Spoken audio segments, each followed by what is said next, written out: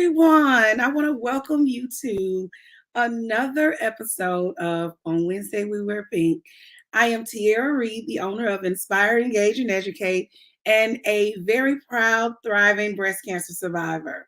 So today is a very special day because I've invited you to either come and watch now or catch the replay of me not only sharing my story, but also some current things that are going on with me and my most recent thank you to the utmost, I mean, the Lord, to be honest with you.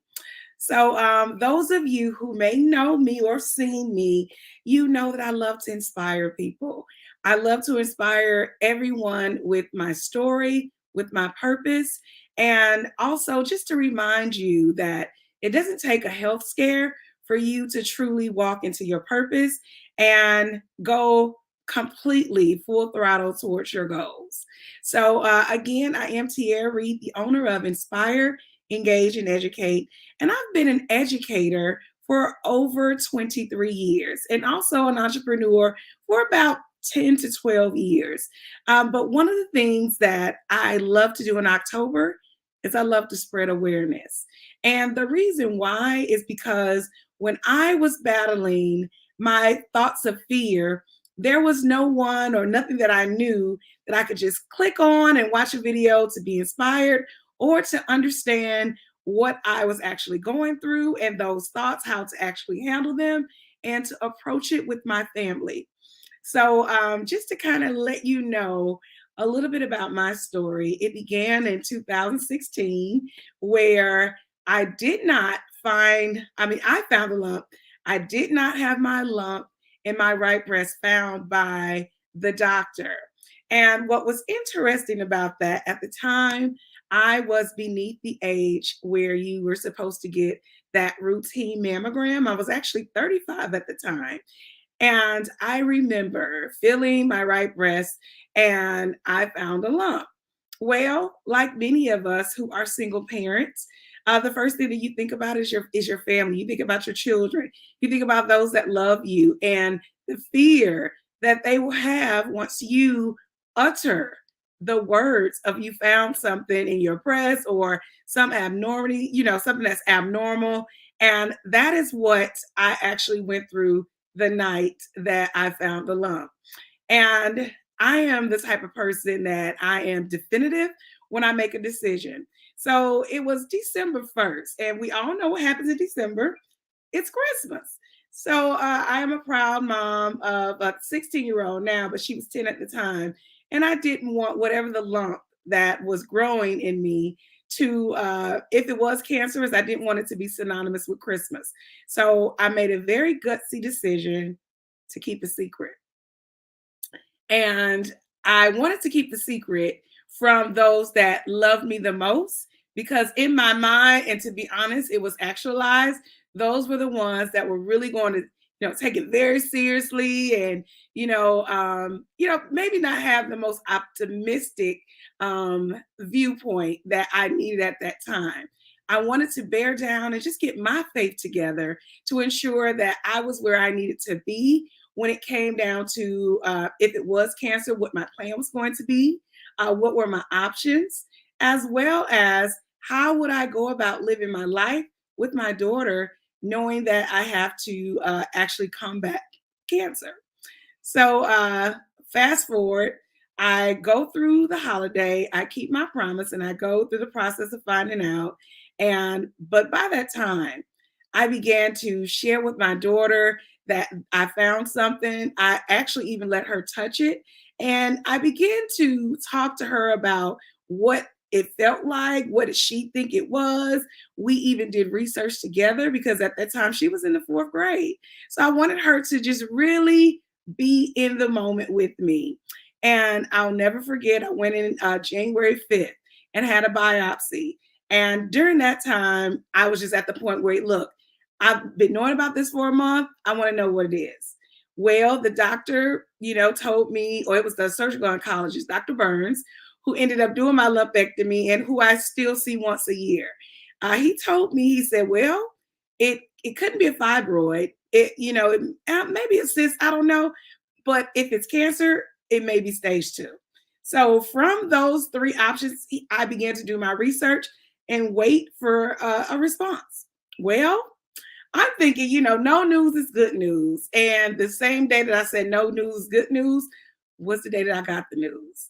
And I remained very vigilant with understanding what was going on with me, what my options were, how did this situation typically, how was it handled? Because he told me I had stage 2. He told me it was a very common cancer. He told me at that time he didn't know that I was triple negative, which those of you who may be watching and may have battled yourself, triple negative is one of the most deadly kinds, but it's found so much in our African American community. And with that being said, it wasn't derived from family, with my genes. It wasn't because someone else had it. It actually, it was created. I don't know if it was from diet, environment. I just knew that there was something foreign growing inside of me. So I was very fortunate to find it early, and that was with early detection. And that is why I am such a huge advocate for ensuring that at least, if you don't remind anybody any other time of the year, during October, I challenge you today, begin to, on Wednesdays, not only wear your pink, but I want you to call 5 of your girlfriends, text 5 of your girlfriends, and even some of your guy friends, because guess what? Breast cancer can also be found in men. And I ask that you share with them, not only should they feel empowered to do a clockwise touch with those 2 fingers clockwise around their breast area or their chest area, and circle it until you get to the innermost part to feel if there's anything abnormal, any dents, any lumps, anything that you feel. And then also for my females that are 40 and up and even 35 and up, I love for you to just advocate with your doctor for a mammogram. These are life-saving tips that I know saved me and provided me with this extra lifetime that I plan to live out loud and live my best life. So that was a little bit about my story. And I just stopped with, I went through treatment. God has brought me this far. I just celebrated 6 years. But also, one wake up call that I just had over the weekend is that although my breast cancer journey seemed like it was so far away, it is still so important that I make very good decisions with my health and ensuring that I'm taking my vitamins. And I know many of us, we had a really strong vitamin regimen, even diet during the pandemic. We wanted to protect ourselves. And over the weekend, without me even knowing, I actually had pneumonia. Yes, I went to my HBCU homecoming, and from somewhere, somehow, I picked up community acquired pneumonia. And so that's CAP. So with me being a breast cancer survivor, I was thinking, I'm like, oh my goodness, I am just so vulnerable to so many different germs, diseases, things that are going on. And I have not been doing my due diligence. So this is myself I'm holding myself accountable, and all of you who have loved ones that have battled breast cancer, any type of their immune system have been compromised, tampered with. I challenge you to encourage them to not only do a check, but to make sure that they're taking care of their vitamin regimen. Make sure that they're eating the foods that actually give them power and fuel them. When I actually had to be admitted to the hospital for 2 days. I got out last night just in time to talk to you. And I feel, oh my goodness, I'm at a strong B. I feel so much better, but I knew there wasn't something right immediately Saturday night. I couldn't breathe.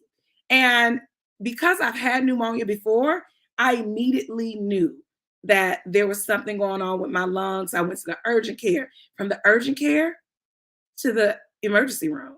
And that was because my oxygen had dropped so low. Once I got to the emergency room and stayed there for some hours, they decided to admit me. And if you know me personally, I'm a workaholic. I actually was, I had a contract to go out of town.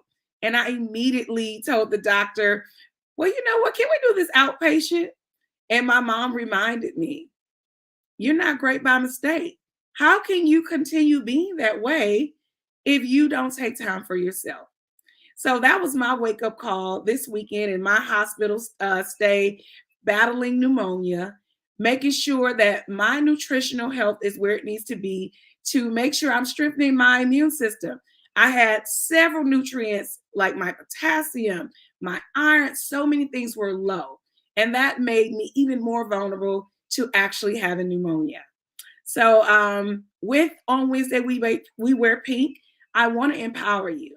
I want you to feel that you are seen, you are heard, and those of us who may still have fear, if you find something, know that you can contact me or you can DM me or someone that you know, but don't keep it a secret too long because that secret may fester into something more and larger or bigger. And another thing, although it was an inconvenience to be in the hospital for 2 days, it was one of the best things that happened to me because it revitalized my understanding that I'm amazing. I'm not great by mistake, but I am not invincible. I too need to make sure that I'm taking care of my health. So I love you all. And please tune in our next Wednesday on Wednesday we wear pink, and we'll have a guest talking about awareness, early detection, or just sharing their journey. I love you all, and I can't wait to hear from you.